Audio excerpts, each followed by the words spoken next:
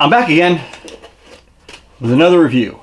This time I've got the Hohem, H-O-H-E-M, Hohem, yeah, Hohem,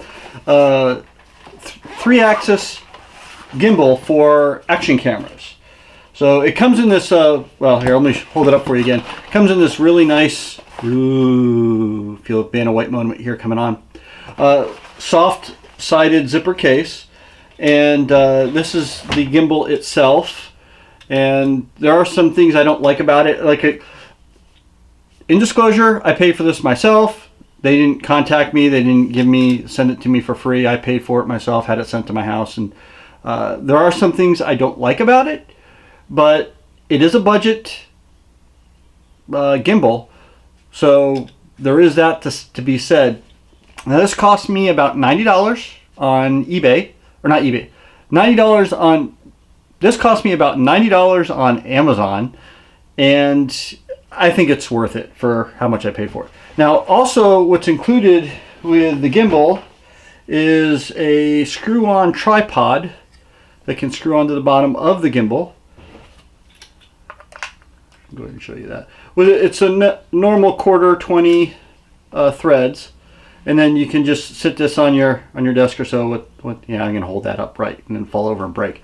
Okay, and then also comes with a USB charging cable. But if you're like me, you got tons of these things lying around. I haven't even unwrapped this thing yet because I'm using other USB cables that I'm using for charging other stuff. But that's what it comes with. It also comes with a practically useless instruction manual, but you can go online, download it. Now, this gimbal can interface through Wi-Fi with a smartphone. You have to download the app. Now, this is going to come to a total surprise, but I don't own a smartphone, nor am I looking at getting one anytime future. Matter of fact, we don't even own cell phones. So, just to give you an idea of how where I stand on technology. But this 3-axis gimbal is pretty neat. So, the things I don't like about it. First off is it has it has 4 functions to it, and for some reason they all act the same. So no matter what I put, it always does the same thing to the camera no matter what. There's this little knob here that you can manually control the gimbal, up, down, left, right. It doesn't have a really positive response. You have to almost move it all the way to the far side to get it to move. And then it's kind of incremental, start moving slow, and then all of a sudden it'll move quickly. So I don't like that aspect. I'd much rather have it, if you give a little bit of sideways tension, it will start moving that, or you give a little bit of movement up, down, left, or right, just a little bit, and it'll slowly move in that direction. And then the further you go, the faster it'll go. So that would have been my preference. The other thing I don't like about this, and I'll see if I can't get this up close, it's these little tiny thumb screws. I don't know if I can get that to focus. There you go. Those little tiny thumb screws. Now, the camera will slide in right underneath this part of the gimbal, and then use these thumb screws on the back to tighten it and hold it into place. It would have been nicer if the screws were a little bigger. It's hard to get, especially when you have stubby, fat fingers like me. It's hard to get enough tension on there to hold it, to tighten up on the camera. Now, that being said, this is plastic and it does have, looks like brass inserts inside, but you don't want to over torque it. Maybe that's why they had them sized differently. I don't know, but it would have been nicer to get a little bit more purchase on there with my fingers. But let me go ahead and put the camera on here, and I will go ahead and take some footage of it, and you can see for yourself. Now, it's designed for both GoPro and SJ style cameras. The camera I have is an SJ style. So how it goes in there, for this model anyway, is with the camera facing outward. I did try to do it with the camera facing inward, but it didn't work too well. That, and you have to take the bracket off. I'm just going to show you how you put it in there. Oh, and it just started. So anyway, the camera slides right in like that. I think this is how it goes. I'm pretty sure it's how it goes.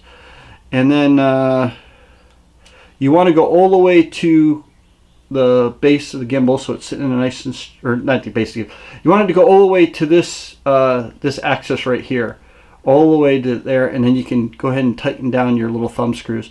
Now you can see how hard it is to get your fingers in there to tighten them down. Well, do it off camera. Yeah, you won't be able to see. Alrighty. So there's the camera on there. Now, I've already calibrated this, and hopefully it still has a calibration, but go ahead and turn it on. You got to hold the on button, and then it'll come right around. So there it is. So like I was saying, it has the little control on here, so you can go, if you want the camera. Now see, that's backwards. You think if you push up, the camera would go up. If you push down, the camera would go down. But no, it doesn't work that way. But it's almost like it'll move faster one direction and not the other. So, kind of weird. Or let's take this out and you can see how steady it gets the camera. Okay, this is the Hohem, or however you pronounce it, iSteady 3-axis action camera gimbal. So let's go ahead and take it outside and see. Come on. Oh, there it goes. So it's a little slow to react, so to keep me in there, but we'll go out in the backyard here and we'll do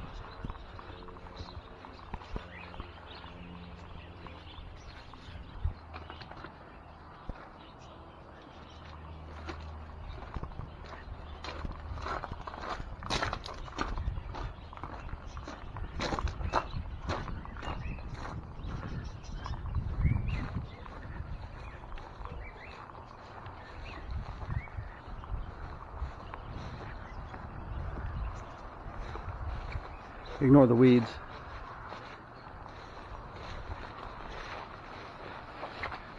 Wow. Alrighty, so that's the action cam on the Hohem iSteady 3-axis gimbal. So my final thoughts on the, let me get the model, make a model and everything. Okay, so this is the Hohem, however you pronounce that, iSteady Pro 3-axis handheld stabilizer gimbal.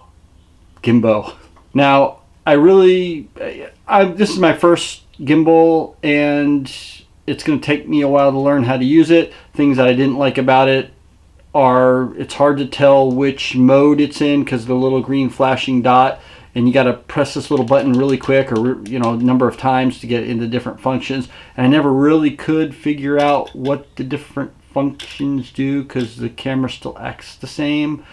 I don't use the smartphone side of it because I don't have a smartphone, but it does what it should. It's actually smoothing out the video quite a bit. I am a very rough walker, so if I wasn't using the camera on this, even with the image stabilization of the action camera, it would have been all over the place.